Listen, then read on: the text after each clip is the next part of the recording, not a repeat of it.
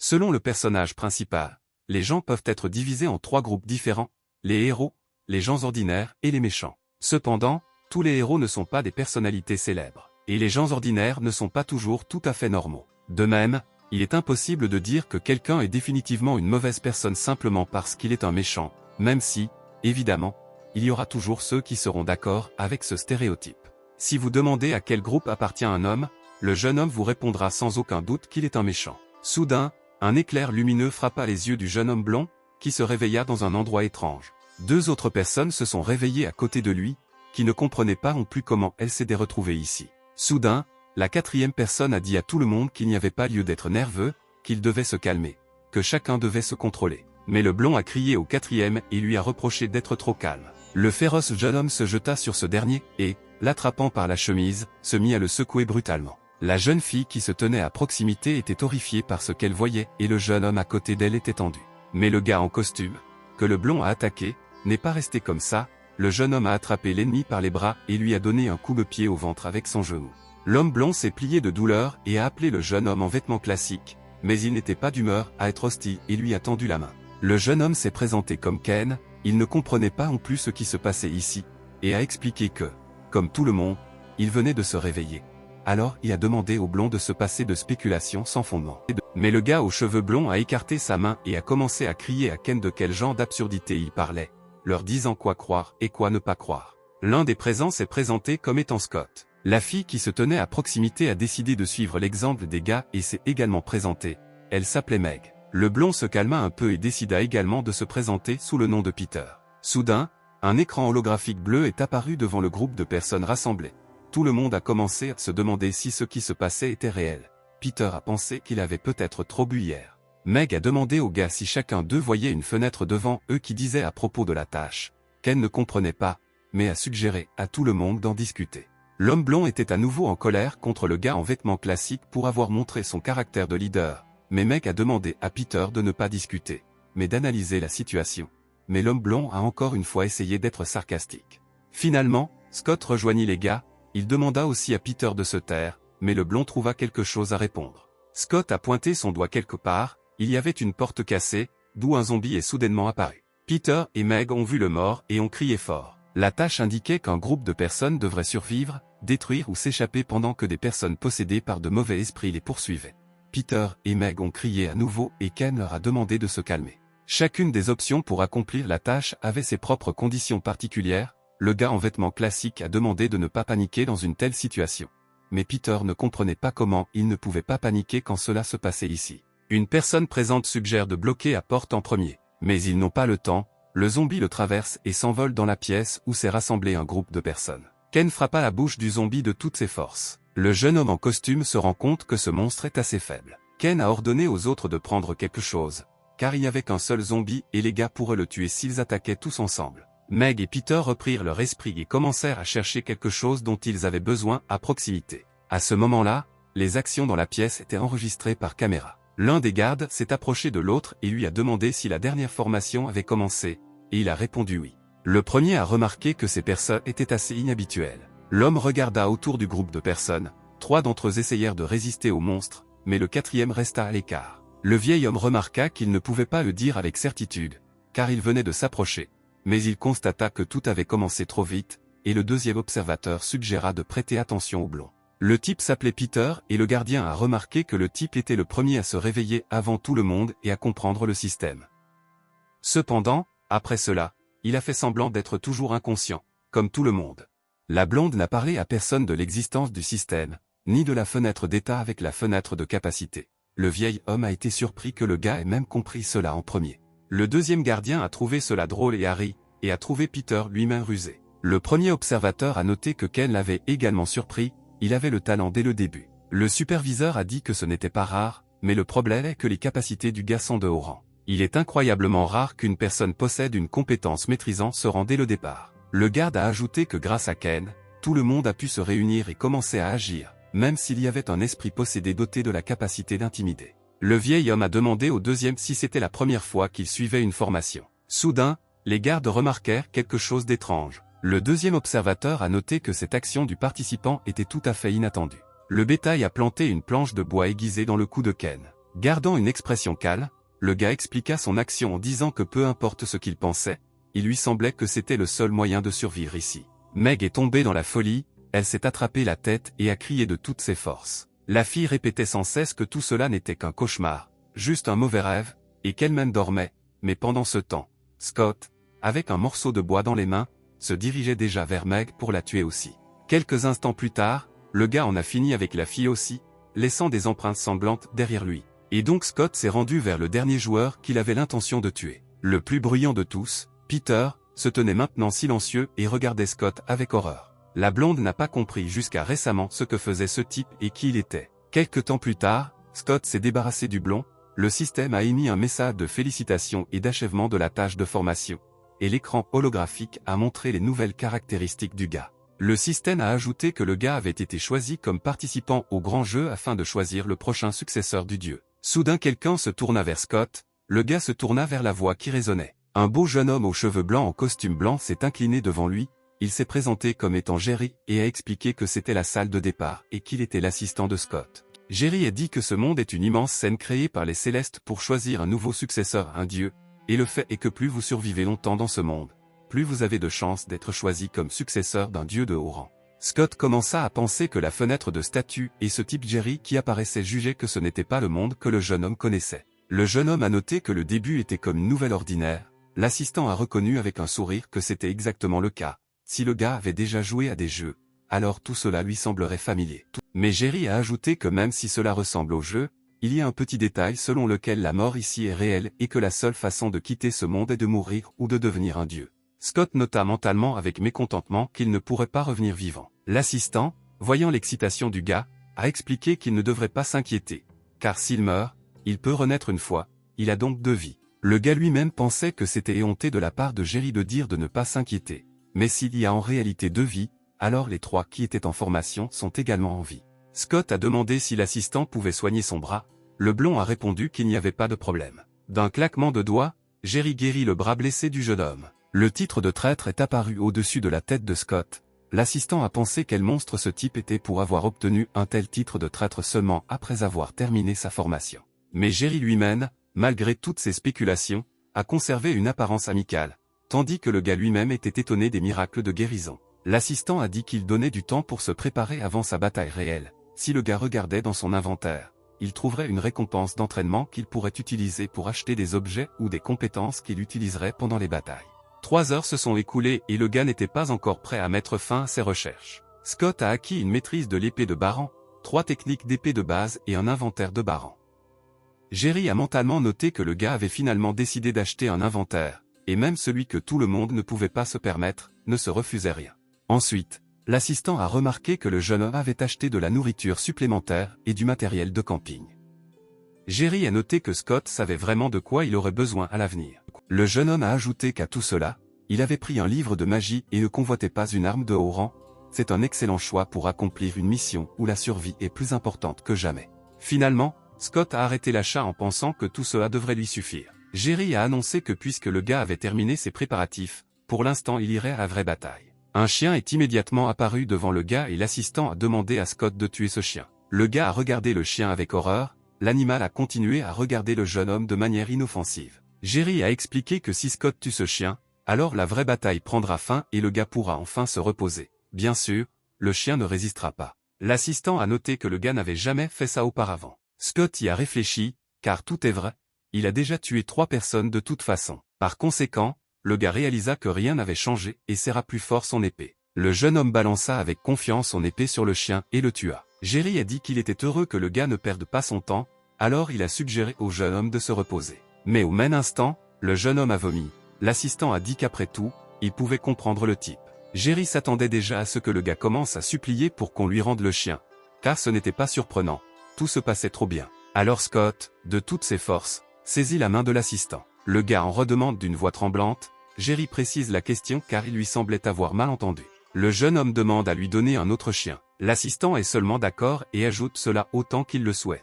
Scott se rend compte que c'est sa chance de mettre en pratique ses compétences avant la mission. Ainsi, le jeune homme a tué plus d'une centaine de chiens, puis des chevaux, des vaches et d'autres gros animaux. Et puis le gars a tué encore plus de gobelins, d'ogres et d'or. À thème le gars, Dès qu'il s'est plus ou moins habitué à l'épée, avec les mots d'adieu de Jerry, sa mission a enfin commencé. Soudain, plusieurs personnes sont apparues dans une zone inconnue qui ressemblait à une petite ville. Tout le monde commença à paniquer, se demandant ce qu'était cet endroit étrange. Seul Scott était calme et raisonnable, il pensait que cela ne servait à rien de perdre du temps, il fallait se dépêcher. Car le monde de la mission avait déjà commencé. La mission avait commencé, donc le gars était sûr que quelque part ici il y avait un assistant comme Jerry. Avant que le jeune homme n'ait eu le temps de terminer sa pensée, il fut accueilli par une fille avec le même sourire que Jerry. Elle dit que Scott était le premier visiteur de la première station missionnaire de la ville et appela le gars un joueur. La fille a en outre déclaré que les joueurs ne peuvent pas quitter la ville, mais qu'ils peuvent recevoir des tâches au point de contrôle. Et comme il est un débutant, mais qu'il peut commencer par quelque chose comme une invasion de rats. Le jeune homme s'est rendu compte que puisqu'il y a des tâches ici, alors c'est vraiment un jeu où sa vie est en jeu. Scott pensait que même si ce n'était qu'un jeu, il n'avait vu aucun niveau ni même d'indice sur la façon d'augmenter ses statistiques. Le gars a décidé qu'il serait beaucoup plus rentable de collecter tous les points supplémentaires afin d'augmenter ses statistiques. Aussi vite que possible. Le jeune homme a dit à l'étranger qu'il avait accepté la tâche. La jeune fille a répondu qu'elle avait commencé une mission pour empêcher une invasion de rats et a emmené le gars sur le lieu de l'exécution. En se déplaçant dans l'espace, Scott pensait que tuer quelques rats ne devrait pas prendre beaucoup de temps. Mais après un certain temps, le gars s'est rendu compte que les rats étaient trop petits et trop agiles. Il ne pouvait pas les attraper, mais il espérait en tuer au moins un, sans parler de 5. De plus, on n'a pas dit au gars comment quitter la quête, ce qui signifie qu'il ne pourra pas sortir d'ici tant qu'il n'aura pas terminé la mission. Le jeune homme remarqua que ce n'était pas en vain qu'il achetait de la nourriture à l'avance, sinon il serait simplement mort d'épuisement en tentant de tuer le rat. Après avoir fouillé son inventaire, Scott a trouvé un poison de baran. Le gars a fabriqué un appât avec sa nourriture et l'a empoisonné avec le poison trouvé dans son inventaire. L'étranger a félicité le gars pour avoir accompli la tâche. Le reste des participants ont été surpris de la rapidité avec laquelle Scott a accompli la mission. Ils n'ont pas compris comment le gars réussit à le faire si rapidement. Le jeune homme était furieux que la fille l'ait crié dans toute la rue et ait attiré l'attention de tout le monde. Mais Scott a décidé de sourire, rien de bon ne se passerait s'il se mettait en colère contre la fille. Le système annonçait qu'il avait reçu le titre de traître à la pierre dans son sein. Mais ensuite d'autres joueurs sont venus et ont demandé au gars de partager des informations, puisqu'il avait terminé la mission de détruire les rats. Mais le jeune homme a décidé qu'il valait la peine d'ignorer les irritants inutiles. Mais ensuite le gars a changé d'avis et a demandé à un autre joueur de montrer son titre. Il a été immédiatement surpris par cette demande soudaine, mais a quand même répondu qu'il était un courageux survivant. Scott pensait qu'à en juger par le titre, on pouvait faire confiance à ce type, et comme le jeune homme avait reçu un traître, il a décidé de mieux connaître ces personnes. Le jeune homme conseille aux joueurs de ne pas accepter cette mission, ne lui recommande pas de l'entreprendre s'il manque de préparation. Mais le jeune homme a noté que Scott l'a rapidement accompli. Mais d'autres joueurs se pressaient ici, voulant trouver des informations et accusant le gars d'essayer de s'approprier les quêtes les plus faciles. Mais Scott sourit malicieusement, traitant mentalement les gens d'idiots. Les joueurs ont immédiatement commencé à assumer la même mission d'extermination des rats, et le gars a demandé une mission pour chasser un loup. L'inconnu a répondu qu'elle avait compris et a immédiatement envoyé le gars là-bas. Les joueurs qui ont été les premiers à approcher le gars ont décidé de prendre la mission avec des insectes, même si la fille voulait prendre celle avec des rats. Le garçon n'a pas été surpris et a crié à Scott qui partait en lui proposant de les rejoindre dans un groupe. Le jeune homme a ajouté qu'il avait suivi une formation avec sa petite amie et a décidé qu'à en juger par ceux qui étaient réunis ici, il était tout à fait possible d'accomplir les missions en groupe. Mais Scott a rejeté l'offre et a ajouté qu'il chassait seul. Le gars a été transporté dans un nouvel espace, il a commencé à préparer des pièges pour les loups et à asperger ses poignards de poison. Et finalement l'ennemi apparut, c'était un loup. Le jeune homme a décidé qu'il s'occuperait de lui en premier. Un autre loup est apparu et ils ont commencé à entourer le gars. Scott décide de tuer le premier avec une épée. La patte du loup tombe dans le piège tendu par le gars. Et maintenant, le jeune homme balança son épée sur son ennemi. Le joueur a porté un coup puissant, mais à ce moment-là, le deuxième des loups s'est précipité sur lui. La bête prédatrice grogna et ouvrit grand la gueule. Mais Scott a essayé de se calmer en disant mentalement qu'un loup reste un loup, même s'il est blessé. Au tout dernier moment, le gars a réussi à bloquer l'attaque du loup. Le jeune homme leva donc son épée et voulut frapper la bête. Un instant et Scott transperça le cou de son ennemi avec son épée. Mais au même instant, un deuxième loup s'en est pris au gars et l'a mordu violemment à l'épaule. Le joueur a essayé de récupérer l'épée de la bête tuée, mais cela n'a pas fonctionné. Le gars n'a pas été surpris, il lâche l'épée et saute. De toutes ses forces, le jeune homme retombe au sol en compagnie du loup, écrasant la bête au sol. Le bétail sort les dagues empoisonnées préparées à l'avance. Le joueur empale son ennemi avec cette arme empoisonnée. Les arts du poison de basse classe et la pose de piège de basse classe empêchent la victime de se rendre compte que le piège est venimeux. S'appuyant sur l'expérience de l'invasion des rats, le gars a pu réaliser la synergie de ces deux compétences, ce qui l'a aidé à vaincre à lui seul 30 loups, et le système a affiché un message concernant l'achèvement de la quête pour chasser les loups infectés. Et recevoir une récompense. Scott est retourné en ville, où on lui a confié une tâche. La fille a encore crié que le gars avait terminé la quête avant les autres, mais le jeune homme lui a demandé d'être plus silencieux. L'inconnue a dit qu'elle était surprise que tout se passe bien avec le corps du gars, mais juste au cas où, elle a posé des questions sur son bien-être. Il a répondu que cela n'avait pas d'importance et a demandé à la jeune fille si elle savait où se trouvait l'hôtel. La fille a expliqué que le gars pourrait la trouver s'il la trouvait tout droit et immédiatement à gauche de la place de la ville. Scott trouva donc cet hôtel, mais un homme grand et musclé lui barra le chemin. Le propriétaire a demandé au gars s'il avait de l'argent et lui a expliqué qu'il y avait beaucoup de charlatans ici qui essayaient de les tromper. Alors le gars a d'abord demandé à lui montrer l'argent. Scott y réfléchit et chercha de l'argent. Le jeune homme a sorti un énorme sac de pièces, il y en avait 70. Le joueur a demandé si cela suffisait, et le propriétaire a immédiatement changé son visage de menaçant à amical et a répondu qu'il était plus que disposé à inviter le jeune homme. Aller à l'intérieur. La serveuse s'est approchée du gars et lui a demandé ce qu'il voulait. Il a posé une contre-question. Qu'est-ce qu'ils avaient? La fille a répondu que tout ce qu'ils voulaient. Alors le gars a commandé ce qu'il préférait. Scott a appelé la fenêtre de statut pour voir ses caractéristiques. Le jeune homme a pensé au fait que ses indicateurs avaient dépassé 10 et étaient désormais au-dessus de la moyenne. Le niveau de maîtrise de ses compétences avait également augmenté. Le gars a commencé à affirmer qu'au début, tout se termine généralement plus vite ou est-ce parce qu'il a un faible niveau de compétence. Mais ensuite ces deux joueurs ont remarqué Scott et se sont dirigés vers lui. Le jeune homme a commencé amicalement par dire que quelle coïncidence, il ne s'attendait pas à ce qu'il se reverrait et a demandé la permission de s'asseoir à côté de lui. Scott a remarqué que les héros avaient été légèrement battus après la mission, mais leur a quand même permis de s'asseoir. Le garçon a demandé le nom du héros, Scott leur a dit son nom. La nouvelle connaissance s'est présentée sous le nom de Greg et sa petite amie s'appelait Anna. Greg a remercié le gars que grâce à lui et la fille n'ont pas eu d'ennui. Scott a été surpris, mais sa nouvelle connaissance lui a expliqué. Le jeune homme pensa au fait qu'il n'avait récemment reçu d'informations que du point de contrôle et des quêtes. Greg décida de proposer un marché à Scott. La nouvelle connaissance a expliqué qu'il dirait tout ce qu'il savait, mais qu'en retour, le joueur devrait acheter une portion de nourriture. Le jeune homme ne s'attendait pas à un tel geste de la part du garçon. Scott décida qu'il ne voyait rien de mal à écouter des informations utiles, simplement en leur achetant une petite partie pour quelques pièces d'or. Le gars a répondu qu'il les nourrirait chacun pour 100 pièces d'or, alors laissez-les raconter l'histoire. Ces deux-là étaient illuminés de joie. Greg a commencé la première partie de son histoire que dès qu'ils ont fini d'exterminer les insectes, il y a eu une vague d'émeutes dans toute la ville. Le jeune homme a ajouté que les gens qui se trouvent dans un monde étranger ne peuvent tout simplement pas penser correctement. Après un certain temps, les soldats sont arrivés et ont réprimé les troubles. Greg a ajouté que ceux qui ont résisté ont été emmenés, qu'il y en a eu qui sont morts, c'était tout, mais les morts ont été ressuscités, ce qui a conduit à un chaos encore plus grand. Le jeune homme s'est souvenu des paroles de Jerry selon lesquelles tout le monde a deux vies, a continué le joueur à raconter, maintenant la deuxième partie sur ce qu'on appelle la peine de mort. Greg a expliqué qu'après quelques minutes, tous les ressuscités ont déclaré que leurs caractéristiques avaient diminué d'environ 3 points. Scott a noté que le héros n'avait que 6 caractéristiques. Il s'avère donc que si vous mourrez, vous perdez 18 points, ce qui est tout à fait une parcelle. Le garçon a poursuivi en disant que la troisième partie est liée à la géographie de la zone autour de la place de la ville.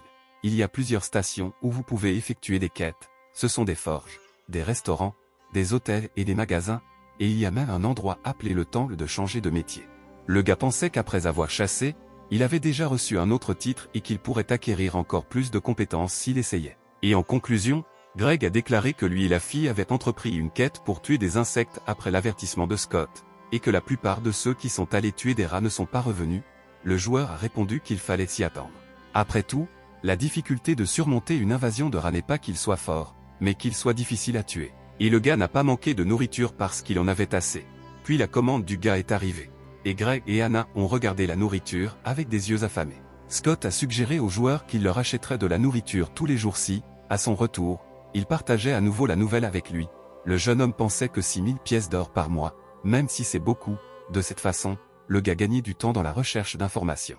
Greg a immédiatement accepté la proposition du jeune homme. Scott est sorti dans la rue et a immédiatement remarqué des personnes. Les joueurs ont commencé à demander aux gars de faire preuve de pitié et de leur donner de l'or. Scott pensait qu'ils étaient tous sur un pied d'égalité, Mais à cause de leurs mauvaises décisions, il y a ceux qui ont pris du retard parce qu'ils n'ont pas pu s'adapter, ce sont les mendiants. Mais le type a écarté les insolents qui l'entouraient et vaquaient à ses occupations. L'homme que Scott a touché avec son épaule lui a crié que ce type le battait, même s'il mourait de faim. Le jeune homme pensait que s'il y avait eu un simplet à sa place, il aurait déjà commencé à s'excuser sous la pression des autres. Et Scott, dans le passé, avait également l'habitude d'agir avec autant de bonhomie, de baisser la tête et d'apaiser ses démons intérieurs. Mais le gars n'était pas un ange dès le début, mais vivait simplement en se cachant sous un masque. Et cet homme a continué à crier et à accuser le type de l'avoir frappé, l'insultant au passage. Scott se tourna vers lui et lui répondit que s'il avait faim, alors laissez-le décider lui-même de cette question, et lui dit de ne pas oser élever la voix s'il ne voulait pas mourir. Et le jeune homme quitta les mendiants avec une expression calme, car il n'y avait plus de masque, et l'homme décida de ne plus lui crier dessus. Le matin, le gars s'est présenté au temple pour changer de métier. Il fut accueilli par Philippe, un être créé par les grands créateurs pour aider les joueurs. Scott a immédiatement décidé de demander quelque chose à Philippe. Le gars a dit que lorsqu'il ouvre la fenêtre d'état, il est indiqué qu'il a le métier d'épéiste, de voleur et de magicien, et il se demandait s'il y avait une différence entre ceux qui sont créés automatiquement et ceux qui peuvent être obtenus. Philippe était mentalement choqué que seulement 2 jours se soient écoulés depuis l'ouverture du monde missionnaire, et ce type avait déjà 3 professions. L'homme a remarqué que si l'on regarde bien, contrairement aux autres, ce jeune homme porte un manteau. Philippe a répondu que les professions que le gars exerce actuellement sont temporaires et sont attribuées en fonction de l'arme la plus fréquemment utilisée. Les professions temporaires peuvent être remplacées à tout moment. L'homme a ajouté que, cependant, les professions qu'un homme peut acquérir dans ce temple sont permanentes et ne peuvent pas être modifiées. Le joueur est donc confronté à une question difficile, car elles augmentent également les caractéristiques de ses personnages. Le jeune homme a demandé quelles étaient ses caractéristiques. Philippe a expliqué qu'il valait mieux qu'un homme voie tout par lui-même une fois que qu'un homme doive tout expliquer 100 fois. Une grande liste d'hologrammes avec diverses professions apparut devant Scott. L'homme a déclaré que le temple du changement de métier analyse toute l'expérience du joueur et crée un métier approprié. Il s'avère donc qu'il sera le plus efficace pour l'utilisateur et qu'il pourra réaliser pleinement son potentiel. Le jeune homme a précisé qu'il s'avère que les professions recommandées sont plus fortes que les professions standards, mais l'homme a répondu que ce n'était pas les deux. Philippe a déclaré que les frais pour choisir une profession étaient de 50 000 pièces d'or et a demandé si le jeune homme était intéressé, et a ajouté que tant que le gars avait de l'argent, il pouvait le changer autant de fois qu'il le souhaitait. Scott a pensé au fait qu'il était convaincu qu'il pourrait en bénéficier. Si nous écartons ceux qui ont leurs propres limites, alors il reste 2 professions. Un épéiste et un voleur prudent, et le gars a aimé les 2 options. Le système expliquait que si un gars prend le chemin d'un voleur prudent, il lui sera alors interdit d'avoir des pensées insidieuses. Le jeune homme était intéressé par ce métier, mais il n'aimait pas les conditions. Après tout, il n'était pas sûr de pouvoir utiliser des pièges et du poison plus tard, alors il pensait que ce métier lui apporterait plus de mal que de bien, et donc Scott dit à l'homme qu'il aimerait changer de métier pour devenir celui d'un épéiste. Philippe demande si le gars a de l'argent, car changer de métier coûtera 50 000 pièces d'or. En réponse, le jeune homme lui remet un sac de pièces de monnaie. L'homme fut choqué pour la 2e fois, car il y avait tellement de gens dans la rue qui souffraient d'épuisement parce qu'ils n'avaient même pas 10 pièces d'or. Alors Philippe fut surpris qu'il y ait quelqu'un qui avait déjà gagné 50 000. L'homme a félicité le gars d'avoir choisi le chemin d'un épéiste. Le système a affiché un message concernant le changement de profession en épéiste, augmentant toutes les caractéristiques d'une, ainsi que l'acquisition de nouvelles compétences. Maintenant, le gars a les compétences d'une démarche confiante et d'une aspiration sans limite. Le jeune homme s'est immédiatement posé des questions. La première est toujours active ou passive, temporaire ou permanente, et la 2e compétence a augmenté les 18 caractéristiques et nouvelles compétences. Cela sera probablement utile au gars à l'avenir. De retour, le gars discutait de l'effet de la compétence active d'une démarche confiante. Scott voulait le savoir le plus tôt possible, alors il s'est dépêché. Soudain, le jeune homme remarqua quelque chose de suspect chez lui. Des inconnus le surveillaient et tous 2 étaient armés. Scott s'est rendu compte qu'à en juger par l'équipement, ils étaient des combattants expérimentés. Le gars était gêné que ces 2-là le regardent parce qu'il avait aussi de l'équipement. Soudain, un homme saisit la main de la dame. Il avait clairement l'air méchant, il a dit que leur patron voulait parler à la fille. Mais elle a seulement dit d'un ton sérieux de la laisser partir. Le bandit a demandé à nouveau, mais la jeune fille a dit de manière encore plus menaçante qu'elle ne le répéterait pas. Alors elle a demandé de la laisser partir si le méchant ne voulait pas perdre sa main. Mais l'homme n'a pas écouté et a continué à injurier l'étranger. Une seconde plus tard, la jeune fille a tenu sa promesse et a coupé la main du bandit. Scott observait ce qui se passait et les réactions des autres ennemis. Le bandit, qui avait perdu son bras, a crié. La jeune fille regarda les autres et leur dit qu'ils pouvaient continuer à lui barrer la route s'ils voulaient eux aussi rester manchots. Mais les méchants n'ont pas voulu répéter le sort de leurs camarades et ont commencé à fuir. Le système a affiché un message sur l'effet de prédisposition, à partir duquel l'ennemi peut être rempli d'un sentiment de peur, qui peut le conduire à la mort par suffocation. Scott a ressenti quelque chose comme une pression morale. Le jeune homme n'était pas sûr de ce que c'était, mais il semble que cela ne l'affecte pas, puisque ses caractéristiques ont augmenté après avoir changé de métier. Un homme aux cheveux roux s'est approché de Scott et a noté qu'il était assez intelligent. Le joueur lui a demandé ce qu'il sensait. Mais l'homme aux cheveux roux lui a dit de ne pas se ridiculiser, car à en juger par ses vêtements et son épée, il s'est bien montré lors de la quête d'entraînement, et très probablement, il avait déjà changé de métier depuis qu'il avait quitté le temple. Mais Scott faisait toujours semblant de ne pas comprendre, et dans ses pensées le joueur soupçonnait qu'il s'agissait d'une autre invitation à se joindre, mais tout ce que l'étranger avait été une croissance, comme un arbre gigantesque. L'homme aux cheveux roux a demandé au jeune homme de lui dire quel était son titre et lui a dit qu'il était un leader. Le gars pensait que s'il qualifiait son titre de traître, l'étranger se méfierait immédiatement. Scott a décidé de nommer le titre de Grey, alors il a simplement répondu à l'homme aux cheveux roux qu'il n'y avait rien de spécial à ce sujet. Alors il a dit qu'il avait le titre de courageux survivant. L'étranger s'est présenté comme étant Kyle et a proposé de les rejoindre, mais le jeune homme a immédiatement demandé ce qu'il obtiendrait en échange s'il acceptait. Le roux a dit qu'il recevrait des camarades de confiance et un soutien financier. De plus, Scott serait sous la protection d'un homme aussi fort que Kyle, mais le jeune homme ne croyait pas à la force du roux. Kyle a ri et a dit qu'il avait 50 forces. Scott a été choqué quand il a entendu un tel chiffre. Red a expliqué que les pouvoirs du monde réel se sont transformés en caractéristiques dans celui-ci. Dès qu'il est arrivé ici, ils ont considéré que la force était son point fort. Et Kyle a ajouté que si le jeune homme était un gars intelligent, alors sa sagesse serait à son meilleur ici aussi. Scott a immédiatement regardé sa force et s'est rendu compte qu'elle ne dépassait même pas 20, et c'était après avoir changé de métier. Et ce type en avait jusqu'à 50, le jeune homme considérait ce jeu comme injuste. Le jeune homme a demandé pardon et a refusé, ajoutant qu'il était normal qu'il soit seul, mais Kyle, souriant, a expliqué que si le jeune homme change d'avis, il le laissera venir au groupe de naissance et lui garantira un service au plus haut niveau. Scott s'est rendu compte qu'il devait terminer les quêtes encore plus rapidement s'il voulait améliorer ses statistiques. Le gars s'est approché du tableau des quêtes et a pensé qu'il ne voulait pas avoir de problème d'argent. Il devrait donc obtenir des récompenses pour des quêtes plus difficiles.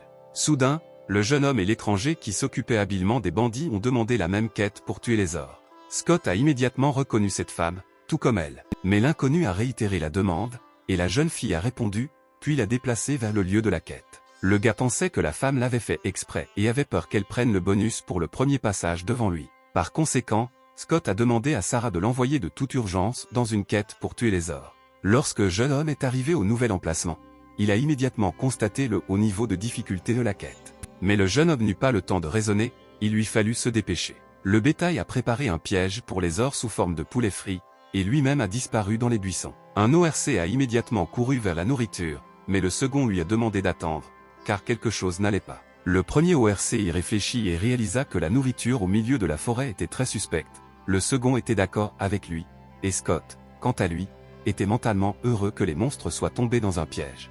Le jeune homme s'est rendu compte qu'il n'y avait pas de temps à perdre, car à en juger par le niveau de compétence, cette fille voulait également obtenir des points de statistiques supplémentaires.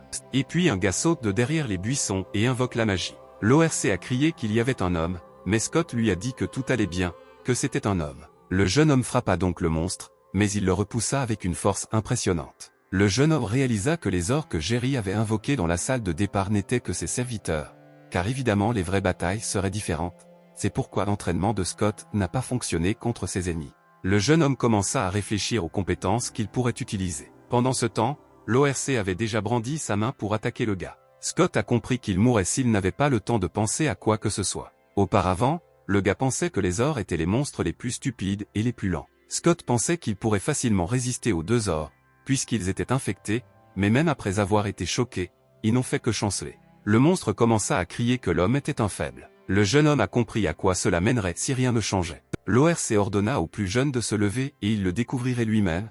Le plus jeune répondit qu'il comprenait. L'ennemi tenait donc une longue machette et se préparait à attaquer l'homme. Scott pensait que dans une telle situation, il ne serait pas en mesure d'utiliser autant de compétences. Contre les ors, le plus efficace serait d'utiliser la compétence d'une épée de classe inférieure, car d'autres compétences s'effondreraient simplement à partir de cette machette. Pour le moment, Le jeune homme n'a que 2 compétences actives, puisque le choc ne fonctionne pas, alors il n'en reste qu'une, le gars décide d'utiliser une démarche confiante. L'ORC lance sa machette sur son adversaire de toutes ses forces. Le jeune homme active la capacité de marcher avec confiance. Et après l'activation, Scott décide de frapper le monstre. Le gars perce la gorge de l'ORC avec un poignard. Le deuxième ORC appelle son frère aîné tombé au combat. Le monstre n'arrivait pas à croire que cet homme, qui pouvait tomber à tout moment, ait tué son frère. Et maintenant, la montagne tourne son regard vers le deuxième ORC. Le jeune homme active à nouveau la magie d'un pas assuré et vole aussi vite qu'il peut vers le deuxième ORC. Le monstre remarqua que son adversaire chancelait,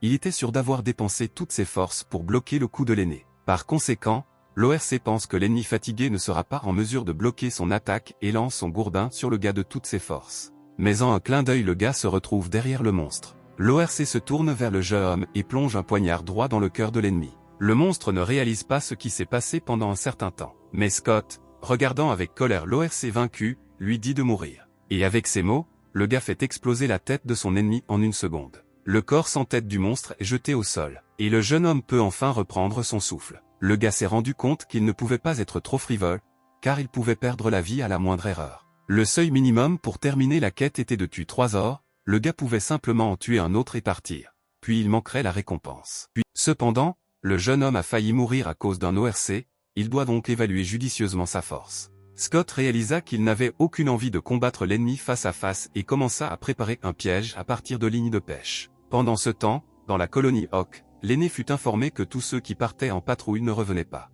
L'aîné s'est exclamé sur ce qui se passait, les gardes ont signalé qu'un total de 14 combattants manquait à l'appel. L'ORC réalisa que c'était définitivement l'œuvre de salauds humains, alors il ordonna à tous ceux qui étaient capables de se battre de prendre les armes et de se préparer. L'un des gardes a expliqué que la plupart des ors avaient une température élevée en raison de la maladie et qu'ils avaient même des difficultés à se déplacer. Mais l'aîné a crié d'un ton menaçant que cela ne faisait que confirmer une fois de plus qu'ils devaient se dépêcher. Sinon ils mourraient tous simplement allongés si la maladie se propageait. Et les gens attaquaient alors à nouveau. Le garde s'est excusé auprès de l'aîné de ne pas avoir réfléchi et a dit qu'il rassemblerait tout le monde immédiatement. L'ORC aîné a déclaré que les gens paieraient certainement pour avoir osé lever la main contre leur clan aux plumes rouges. Et le méchant a ajouté que leurs têtes seraient empalées sur des pics, que leurs entrailles seraient données en pâture aux bêtes et que leurs intestins seraient suspendus pour que les ors puissent les voir pourrir. Et donc 2 des ors patrouillaient dans la forêt. Même s'ils souffraient sacrément, ils considéraient cela comme cruel. Soudain un des monstres tomba dans un trou caché par des feuilles, il cria à son camarade que c'était un piège. Scott a décidé qu'il suffisait simplement de réduire la mobilité des ors à l'aide de pièges et de poisons, et le monstre tombé vient d'être blessé par l'un de ses poignards. Le deuxième ORC cria à son camarade d'attendre son aide. Mais à ce moment-là, Scott apparut derrière lui et l'ennemi commença à crier fort qu'il y avait un homme là-bas. L'ORC balança sa machette sur l'ennemi, dans l'espoir de le tuer. Mais le gars a dit calmement qu'il était heureux qu'il pense la même chose et a également sorti son épée. Une bagarre éclata entre l'ORC et le jeune homme. Scott essayait de s'assurer qu'il n'aurait pas à combattre tout le monde en même temps, puisqu'il devait d'abord en tuer 7. Le jeune homme pensait qu'il pourrait affronter 2 ors s'il utilisait autant que possible sa démarche confiante. Mais le gars ne savait pas ce qui se passerait s'il manquait de mana, alors Scott a décidé de tout organiser pour qu'il puisse se battre en tête-à-tête. Grâce à cela, un jeune homme peut combattre un ORC sans utiliser de compétences. Désormais, le joueur, même si ce n'est pas de beaucoup, est désormais plus fort que l'ennemi. En activant sa capacité à marcher avec confiance, Scott fait exploser la tête d'un autre monstre. La tête de l'ORC tombe de ses épaules et s'envole vers la fosse d'où venait de surgir l'ORC précédemment tombé. Le monstre dit que ses camarades de la forteresse ne la laisseront pas comme ça. Le gars invite le monstre à amener ses camarades ici. L'ORC court rapidement vers le village pour transmettre des informations sur l'ennemi à l'aîné. Mais le gars rattrape le monstre et le transperce avec une épée, car il lui suffisait de montrer dans quelle direction se trouve sa tribu. L'ORC tué tombe au sol et le gars se tient derrière lui avec une épée à la main. Le jeune homme sort son croc inférieur. Scott était heureux car il comprenait que maintenant tout devait se passer sans problème. Le gars a regardé dans l'inventaire, il était complètement rempli d'armes tombées des ors, le joueur n'a récupéré que leur croc, car il ne savait pas quelle partie d'entre eux avait la plus grande valeur. Scott pensait que tant qu'il avait tout son mana, il pouvait activer le choc environ 6 fois et faire des pas confiants environ 4 fois. S'il utilise des compétences actives, alors combattre 2 ors n'est pas un problème.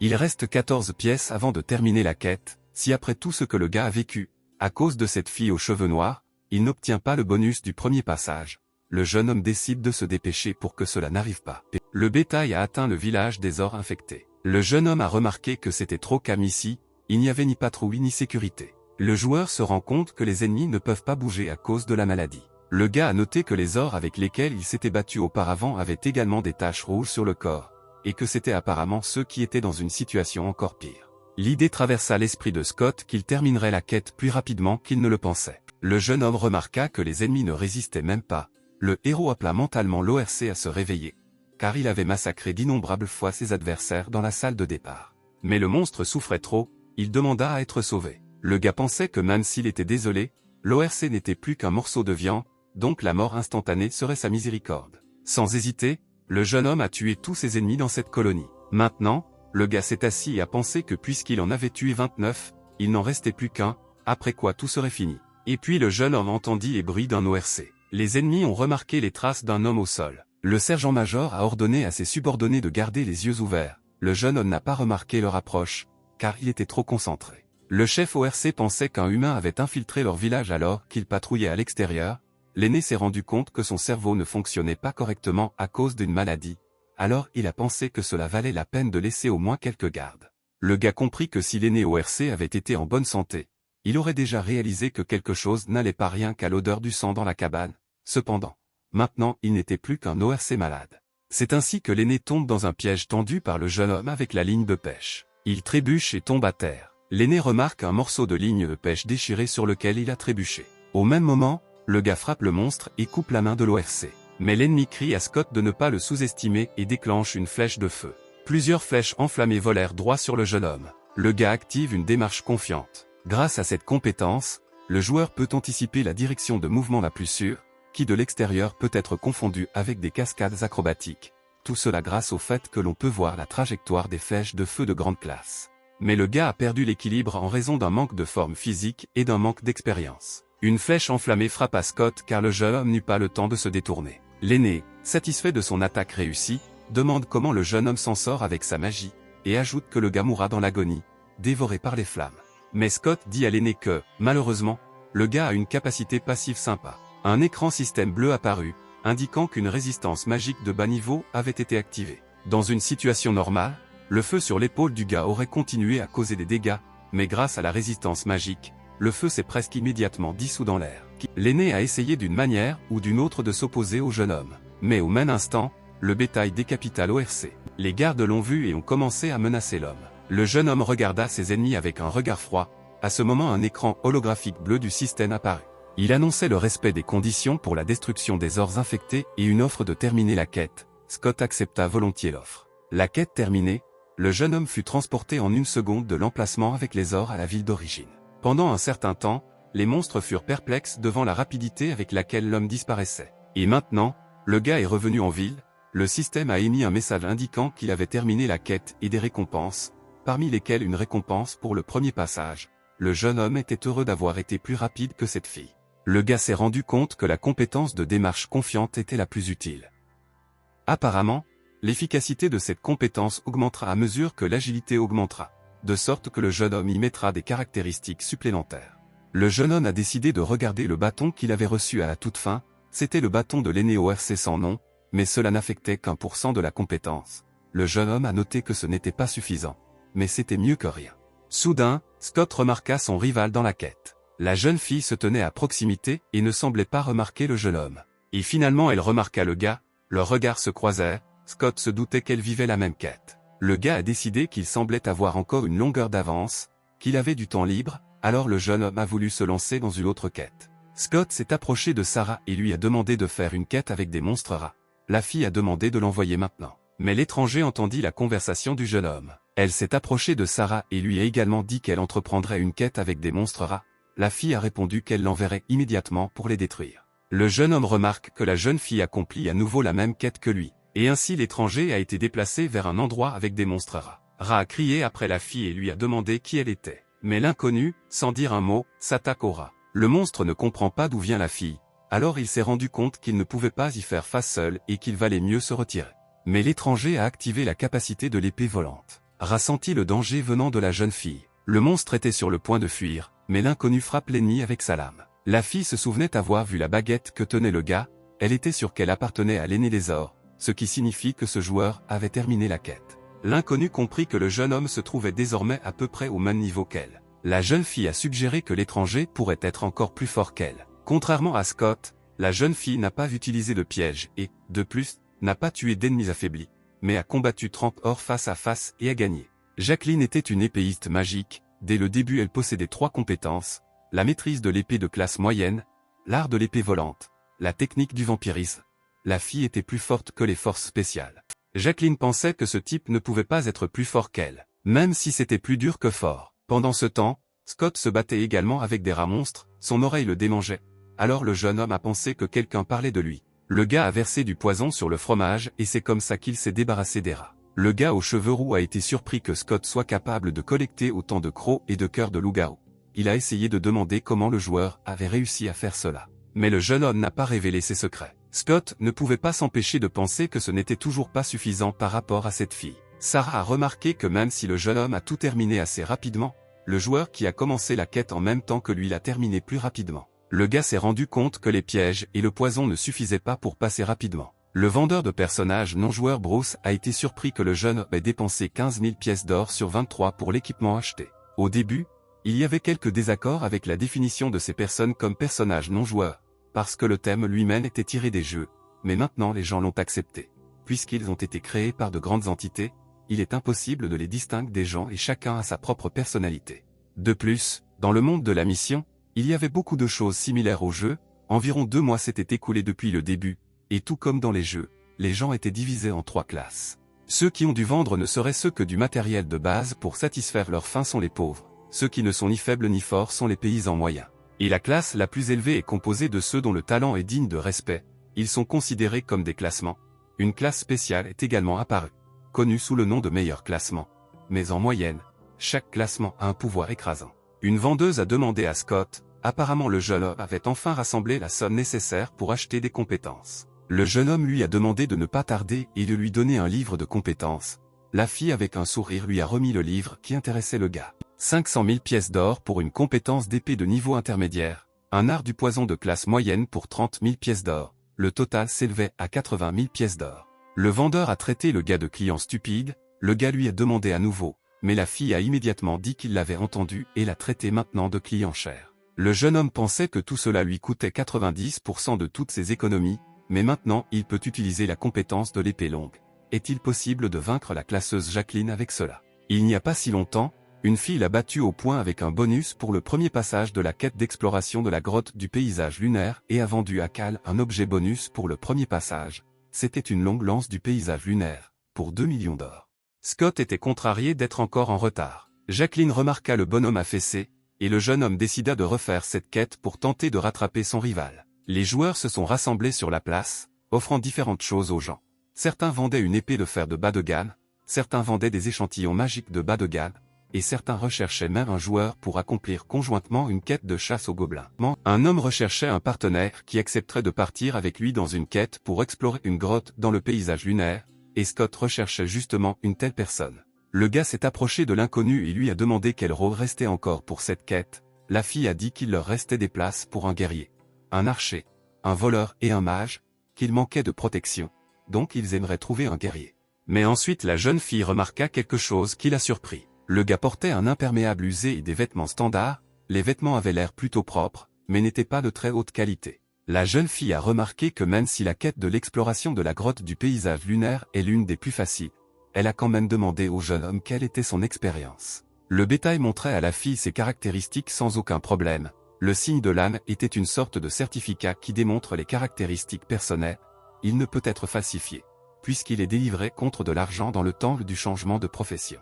L'inconnue a été surprise par le niveau élevé d'indicateurs et d'autres caractéristiques. Elle a noté que le gars était au niveau d'un classement. Mais Scott a expliqué que les indicateurs augmentaient simplement en raison de la réception de connexions dans les quêtes et qu'il n'avait pas d'équipement normal. La connexion était un élément caché ou un point de statistique supplémentaire qui peut parfois être obtenu en accomplissant des quêtes. La jeune fille a clarifié le nom de Scott et s'est présentée comme étant Sandra. Elle a noté qu'une personne avec ces caractéristiques leur suffisait largement, alors elle a suggéré qu'ils y partent tout de suite. Le jeune homme rit amicalement et accepta, et Sandra lui dit de la suivre. La jeune fille a fait une nouvelle quête camarade depuis l'auberge où se trouvaient les autres membres du groupe. Elle a dit à tout le monde qu'elle avait amené un guerrier, mais le garçon mécontent John a dit que le bétail avait l'air faible et l'a appelé le premier qu'il a rencontré. Mais Sandra a dit que sa force était de 50 et son agilité de 80. John a immédiatement regardé le nouveau venu différemment, il a demandé s'il était un classeur. La fille a expliqué qu'il n'était pas un classement et que ses caractéristiques avaient augmenté grâce à la connexion.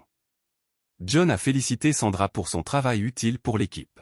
John s'est présenté au jeune homme d'une manière normale, et Scott a résumé mentalement que le garçon n'était pas particulièrement poli, mais il a également prononcé son nom. Le gars a décidé que John était plus âgé que lui, alors il a dit qu'il le traiterait avec respect. Le jeune homme accepta et montra sa hache, il ajouta qu'il était un guerrier. Scott a essayé d'afficher un visage admiratif et a déclaré que la hache avait l'air lourde et que ses muscles criaient à sa force. John a ri avec légèreté et a dit qu'il était assez fort, et le jeune homme l'a mentalement traité d'idiot parce que ses éloges étaient du sarcasme. Le guerrier a dit que la fille qui a amené Scott est une archère et qu'elle s'appelle Sandra, mais ils se connaissent déjà. Et ensuite, il y avait le gars masqué Louis, c'était un voleur. Ensuite, John a présenté Lady Allison, elle était une magicienne et aussi une célèbre classeuse. Scott s'est immédiatement posé beaucoup de questions quant à savoir si la fille était une étrangère, une gradeur, il pensait qu'il n'y avait que des Coréens dans cette ville. La fille elle-même s'est approchée du nouveau venu et lui a dit qu'elle était heureuse de vous rencontrer, et lui a demandé de l'appeler Ellie.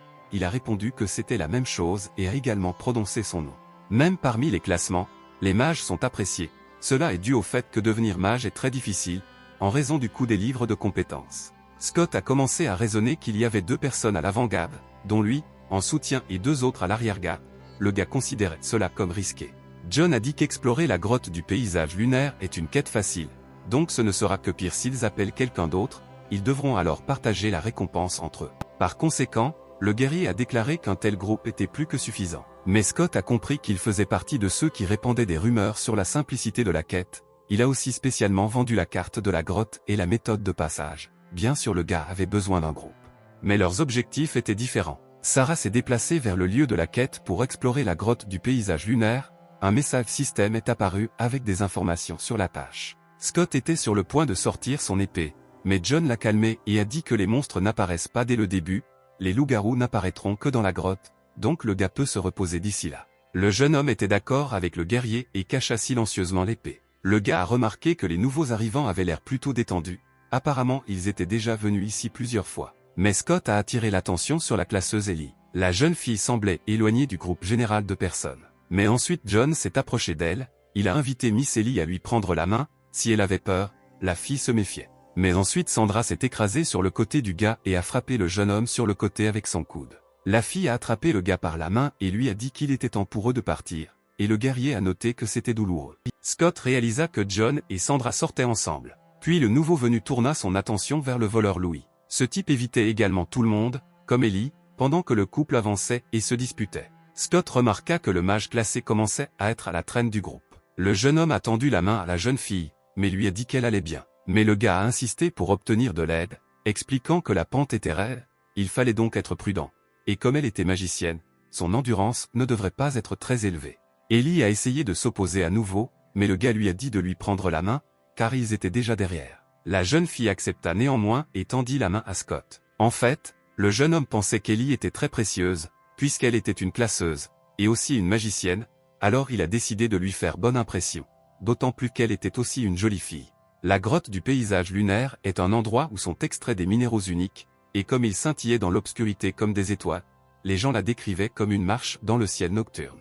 Soudain, Louis a demandé à tout le monde d'arrêter car grâce à sa compétence de détection de pièges, il a découvert un piège. Mais Scott l'a également vu, grâce à sa vision et à sa capacité à détecter les pièges de la classe moyenne. Louis versa un peu de liquide sur le rocher où se trouvait le piège. Cette substance a dissous la roche et un piège brisé en est apparu. Le voleur a dit que maintenant, il pouvait partir. Scott pensait que Louis avait une compétence de désarmement de classe moyenne, et peut-être qu'il avait une détection de pièges de classe moyenne. Le gars a pensé qu'étant donné que presque tout le monde dans le groupe était moyen ou même faible, alors le voleur s'est avéré de manière inattendue n'être pas du tout un faible. Alors Scott a décidé de se méfier. Le jeune homme n'a pas oublié Ellie et lui a demandé si elle était classée. La jeune fille a répondu qu'elle n'en était pas sûre, mais c'est ce que disait son entourage. Scott a qualifié cela d'incroyable et a ajouté que la fille est vraiment forte. Ray est un classement, donc il ne peut s'empêcher d'admirer les meilleurs joueurs, mais la fille a répondu avec un sourire qu'elle ne pouvait pas se comparer à eux. Les meilleurs classements sont plus hauts que le ciel, ils sont comme des gens d'un autre monde. Les deux classements les plus célèbres sont Jacqueline avec son épée magique, qui a terminé seule la quête de haut niveau pour explorer la grotte du paysage lunaire, et le deuxième classement était Kyle.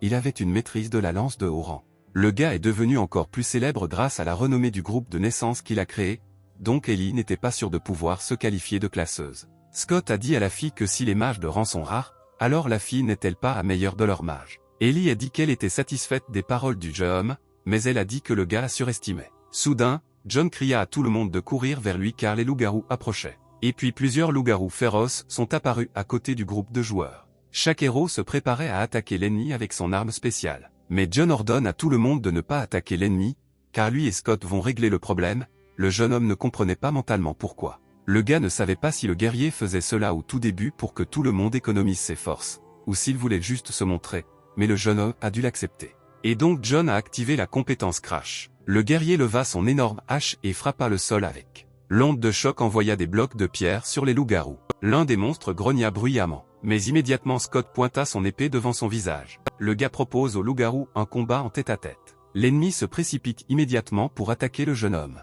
Scott comprend que les indicateurs de force du loup-garou sont élevés, mais il attaque de manière prévisible et le rayon est petit. Et comme le héros a investi la plupart des points dans l'agilité et l'augmentation de la force, il est devenu plus facile d'esquiver. Le jeune homme serra son épée et se prépare à porter un coup dévastateur à l'ennemi. Et alors le gars attaque l'ennemi avec son énorme épée. Le loup-garou a peine réussi à couvrir son museau avec sa patte. Sandra a suggéré que Scott se battait au niveau des classements.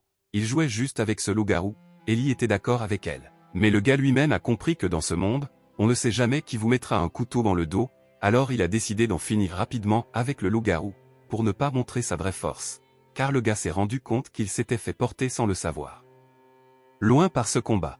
Pendant ce temps, John a activé la compétence Crash Power Step, qui a instantanément augmenté les performances physiques du gars, augmentant ainsi les dégâts. Le guerrier porte un coup fatal au loup-garou. Après avoir vaincu l'ennemi, le gars a commencé à se vanter auprès de tout le monde. Mais ensuite John remarqua que Scott n'avait pas encore terminé son combat. Le guerrier remarqua avec irritation que le jeune homme se battait toujours. En un instant, le gars coupe le deuxième loup-garou en deux. Les filles ont félicité John et Scott pour leurs excellents efforts, mais le guerrier a répondu que ce n'était rien, même s'il était clair pour lui qu'il était heureux. Mais le guerrier se tourna immédiatement vers le nouveau venu et lui demanda pourquoi il s'embêtait avec le loup-garou depuis si longtemps. Mais Scott a répondu qu'il n'avait aucune compétence active. Après ces paroles, toutes les personnes présentes ont été surprises. Les joueurs ne pouvaient pas croire que le gars n'avait pas appris une seule compétence active. Le nouveau venu n'avait aucune compétence active. Tout le monde dans le groupe de héros était perplexe face à ces mots. Ils ont demandé comment le gars ne pouvait pas acquérir une seule compétence active. Toutes les compétences peuvent être divisées en deux types. Les premières compétences sont actives et s'activent à volonté, et les secondes sont passives et agissent constamment. La plupart des gens acquièrent des compétences passives dans un rapport de 3 à 7, mais même si la compétence active est d'une classe inférieure, elle ajoute quand même 30% aux dégâts des guerriers. Tout le monde possède au moins une ou deux compétences actives. John a demandé au gars comment c'était possible et pourquoi il avait fait ça. Scott s'est excusé et a déclaré qu'il avait d'autres dépenses, il ne pouvait donc pas se permettre une compétence active et, grâce à la connexion, ses caractéristiques étaient assez élevées. Après avoir écouté le nouveau venu, le guerrier réfléchit à ses paroles. Le gars a remarqué que le loup-garou avait plusieurs blessures, mais elles n'étaient certainement pas mortelles. Alors John a remarqué que Scott était mauvais en attaque en raison du fait qu'il n'avait pas de compétence active. Le guerrier allait dire au gars tout ce qu'il pensait de lui. Mais soudain le jeune homme se tut, il pensa que si c'était quelqu'un d'autre, le gars l'aurait éloigné de leurs équipes depuis longtemps, mais le gars a des caractéristiques au niveau d'un classement. Et en plus, le gars se bat bien. Le guerrier a crié, peu importe qui, et a dit de passer à autre chose, et Scott s'est à nouveau excusé. Le groupe entier a continué plus loin dans la grotte. John a demandé à Sandra ce qu'elle pensait du gars. La fille a répondu que si on le compare en termes de puissance de frappe, le guerrier était supérieur au nouveau venu. Mais dans l'ensemble, il est un cran au-dessus. C'est pourquoi Sandra a dit que tant qu'il est alerte, il peut gérer seul 4 loups-garous. John dit d'une voix irritée et jeta un coup d'œil à l'épéiste. Le bétail marchait la tête baissée. Soudain, un autre loup-garou apparut devant le groupe de joueurs. Le monstre grogna dans toute la grotte et demanda aux gens s'ils comprenaient d'où il venait. Ellie a invoqué une lance de glace. Au même moment, l'attaque magique du classeur frappa le loup-garou. Louis se joignit au combat et lança des poignards sur la bête. L'arme a arrêté l'attaque d'un énorme loup-garou. Sandra a tiré sur la corde de l'arc et a tiré une flèche sur l'ennemi. Le loup-garou a été vaincu, il a crié fort de douleur. John a dit qu'il n'avait pas à s'inquiéter si c'était tout ce que les loups-garous pouvaient faire, alors les joueurs pouvaient y aller. Scott s'est approché de Louis et lui a dit qu'il était incroyable et lui a demandé quel était le rang de son lancer de poignard. Mais le voleur a répondu d'un air maussade que le gars ne devrait pas poser de questions à ce sujet. Le jeune homme sourit et s'excusa, puis ajouta que comparé au voleur qu'il avait vu auparavant, Louis était à un tout autre niveau. Le voleur a répondu calmement qu'il avait un rang bas, mais que pendant son temps libre, il s'entraînait. Ensuite, Scott a demandé à John à quel point il envisageait de terminer cette quête. Le guerrier a répondu qu'il partirait immédiatement, car il remplissait les conditions de l'aventurier, tuant 20 loups-garous, et recevrait ainsi 100 000 pièces d'or et 5 pots. Mais le jeune homme avait d'autres projets, il suggère au guerrier pourquoi ne pas passer par là au niveau boucher, car tout le monde dans le groupe est fort. Cependant, John fut très surpris par cette proposition. Sandra a dit que cela pourrait être trop difficile car il devrait tuer le loup lunaire et résoudre le mystère de la grotte du paysage lunaire. Mais Scott ne recula pas, il demanda si la récompense divisée par 5 selon la difficulté de l'aventurier serait suffisante pour les personnes présentes, auquel cas il pourrait se lancer dans la quête d'un rang inférieur. Le guerrier a dit que c'était vrai, mais n'est-ce pas dangereux? Louis s'est joint aux propos du nouveau venu et a dit qu'il n'y avait pas lieu de faire attention. Le voleur a ajouté que Scott remplace 2 guerriers expérimentés et que Madame Ellie a des pouvoirs magiques, donc Louis était également déterminé à faire passer la quête à un niveau supérieur. Mais John n'aimait toujours pas cette idée, alors il suggéra de s'en tenir à la difficulté du chasseur. Le voleur a immédiatement accepté, mais a proposé quelque chose en retour. Après tout, s'il passe au niveau boucher, il recevra 3 pierres de renforcement, donc le gars ne pourra pas participer à leur distribution. Scott pensait que chacune de ces pierres de renforcement de qualité inférieure est actuellement évaluée à 100 000 pièces d'or. Les gens ne refusent pas la récompense comme ça. Alors le jeune homme a supposé que le voleur préparait quelque chose. Le nouveau venu demanda à Louis pourquoi il voulait passer par la difficulté du boucher. Le jeune homme répondit que, pour être honnête, cette fois il essayait de se réveiller pour la première fois. Le voleur a expliqué qu'il voulait changer sa profession en une profession de grande classe, mais pour ce faire, il devait terminer la quête de cette difficulté 3 fois. John a précisé que Louis a donné la récompense pour s'éveiller et a accepté le travail du boucher. Le guerrier a ajouté que l'essentiel pour tout le monde est la sécurité, alors John demande à Scott de garder un œil sur les monstres, et Ellie, si elle ressent un danger, n'épargne aucun mana et attaque. Le guerrier a dit qu'il avait déjà terminé la quête avec Sandra dans cette difficulté, donc il connaissait le bon chemin, mais le jeune homme a demandé à Louis de s'assurer qu'il pouvait désamorcer les pièges. Après avoir donné des instructions à tout le monde, le chef du groupe a annoncé le départ et tout le monde est parti. Scott a remarqué que Louis faisait tout pour lui, car si le voleur n'était pas intervenu, le gars aurait dû le faire lui-même, ce qui signifie que le voleur aura son premier réveil. Louis attaqua ses ennemis avec ses poignards. Sandra a tiré avec précision avec un arc sur les ennemis. Les loups-garous tombèrent les uns après les autres, ouvrant la voie aux héros. John rapporte qu'après cela, le boss intermédiaire de la grotte du paysage lunaire devrait apparaître. Le jeune homme a demandé si quelqu'un savait quelque chose sur le patron. Le voleur a précisé que nous parlions d'un loup-garou noir. John a accepté. Le guerrier a commencé à réfléchir à un plan. Dès qu'il désarmera le piège, un grand troupeau apparaîtra, 5 loups-garous ordinaires et un noir. Ils peuvent facilement faire face à 5 loups ordinaires, mais le noir peut devenir un problème. Louis a demandé à John quelle était la force du loup-garou noir. Le gars a répondu qu'il n'en était pas sûr, mais d'après son expérience, ce loup-garou était égal à 3 loups-garous ordinaires combinés. Scott est intervenu dans le dialogue et a annoncé aux jeunes hommes qu'il affronterait le loup-garou. John a remercié le gars pour son volontariat, mais lui a demandé s'il le pouvait. Le nouveau venu a dit qu'il ne pouvait pas le tuer, mais s'il avait juste besoin de le retenir, alors oui. Le guerrier a dit que depuis qu'il avait vu de quoi le gars était capable, il lui avait demandé de faire attention. Scott a accepté. Le gars a continué en disant qu'il restait des loups-garous ordinaires, même si John en affrontait 2, que devrait-il faire des 3 restants? Car Louis ne s'en sortira probablement pas contre 3. Ellie est venue voir les gars et leur a dit de s'en remettre à sa magie. La fille a expliqué qu'elle tuerait l'un d'eux dès son apparition, que Scott distrairait le loup-garou noir, que John s'en occuperait de 2, et qu'elle, Sandra et Louis s'occuperaient des 3 autres. Les gars ont approuvé le plan d'Ellie. La nouvelle venue a décidé mentalement que cela deviendrait certainement plus facile pour eux s'il y avait moins d'ennemis. Après cela, la jeune fille serra le bâton magique. Ranker a activé sa capacité. Tout l'espace autour d'elle était couvert de flammes. Scott regarda ses capacités avec surprise. Ellie a formé une sphère de feu. Tous les joueurs ont été choqués par ce qu'ils ont vu. La jeune fille a lancé une boule de feu directement sur l'ennemi. Les flammes ardentes frappèrent les loups-garous qui se tenaient à proximité. John a ordonné à tout le monde d'agir selon le plan. Sandra commença à attaquer l'ennemi avec ses flèches. Le bétail a frappé l'un des loups-garous. Le gars portait le loup-garou avec lui, se demandant combien de fois cela avait été le cas. Un loup-garou noir, que Scott avait déjà vu plus tôt, apparut devant lui. Le monstre attaqua aussitôt le jeune homme. Mais Scott a adroitement esquivé son attaque. Le gars a décidé de trouver le bon moment. Et c'est ainsi que le jeune homme active la capacité de choc. Le loup-garou ne parvint qu'à voir l'ennemi s'approcher de lui. Le jeune homme frappe le monstre d'un coup écrasant avec son épée.